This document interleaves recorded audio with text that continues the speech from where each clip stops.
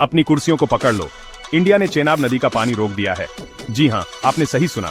India ने चेनाब नदी का पानी पाकिस्तान जाने से रोक दिया है। ये इंडिया का बहुत बड़ा कदम माना जा रहा है।